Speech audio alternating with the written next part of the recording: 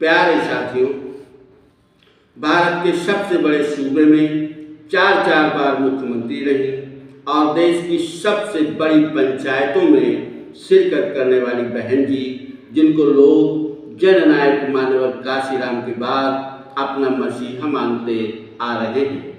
हुआ भी ऐसा।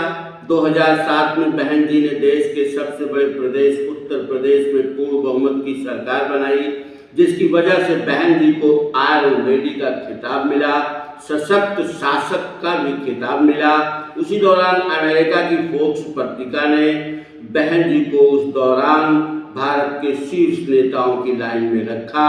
मुख्यमंत्रित्व काल में बहन जी ने सभी समाज के गरीब लोगों को लाखों एकड़ जमीन का पट्टा किया। बसपा पार्टी में बहन जी का जयकारा लगने लगा। साथियों, इससे पहले बसपा संस्थापक मान्यवर काशीराम और सपा संस्थापक मान्यवर नेताजी मुलायम सिंह यादव जी ने 1993 में महागठबंधन किया और देश के सबसे बड़े सूबे में मान्यवर नेताजी मुलायम सिंह यादव जी की सरकार बनी। गठबंधन उद्योगपति जयंत चौधरी ने करवाया था। गठबंधन नेक जिंदा दिल वाले लोगों ने किया था। गठबंधन पवित्र था, इसलिए गठबंधन की धमक केंद्र तक सुनाई दी। दोनों महान जननायकों ने अपनी ताकत का झंडा पूरे देश में गाड़ दिया। दोनों जननायकों की दखलंदाजी केंद्र में भी चर्चा का विषय बनी। इस तरह जननायक मान्यवर काशीराम जी ने अपनी बसपा को फर्श से अर्श तक पहुंचा दिया और पार्टी को राष्ट्रीय पार्टी का दर्जा भी दिलवा दिया और 2006 में उनका आकस्मिक निधन हो गया। इसके बाद 2007 में बहन जी ने बसपा की पूर्ण बहुमत की सरकार बना ली, लेकिन इसके बाद 2012, 2014, 2017, 2019, 2022 और 2024 में बसपा का प्रदर्शन अच्छा नहीं रहा। हाँ, 2019 में बसपा 10 सांसद जरूर जिता पाई, क्योंकि सपा बसपा का गठबंधन था। दरअसल जननायक मान्यवर काशीराम जी जब कहीं कैडर कैंप लगवाते थे तो कहते थे कि कैडर कैंप सवर्णों के घर से 500 मीटर दूर होना चाहिए।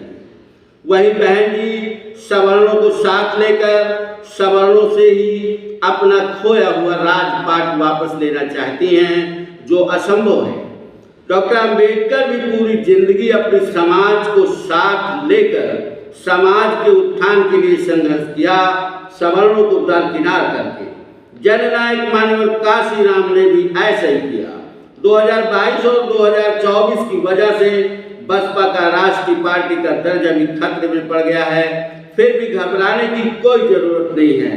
बहन जी तिलक, तराजू और तलवार का नारा बुलंद करें और कम से कम तिलकधारियों को अपने संगठन में न रखें, क्योंकि तिलकधारियों का जो चरित्र होता है वो न्यायिक चरित्र नहीं होता है। तिलकधारी अपना पराया देख कर न्याय करता है, जाति देख कर न्याय करता है। इसलिए इनसे संगठन में किसी अच्छी सलाह की उम्मीद नहीं की जा सकती। इनको टिकट देकर एमपी एमएलए तो बनाया जा सकता है, संगठन में रखना समाज के साथ नाइंसाफी होगी। इसीलिए 2024 के चुनाव में बहन जी को गठबंधन में जाने की नेक सलाह नहीं दी गई, जबकि चुनाव संविधान और लोकतंत्र बचाने के लिए लड़ा जा रहा था। बहन जी गठबंधन में होती तो गठबंधन को यूपी में 65 सीटें मिलती और बहन जी को 22 सीटें मिलती। गठबंधन को पूरे देश में भी सीटों का और इजाफा होता, गठबंधन की सरकार बन गई होती और बहन जी प्रधानमंत्री या गृह मंत्री होती। इसलिए बसपा के योद्धाओं, आप देश की तीसरी सबसे बड़ी राष्ट्रीय पार्टी में काम कर रहे हो, इसलिए ताकत झोंक दो।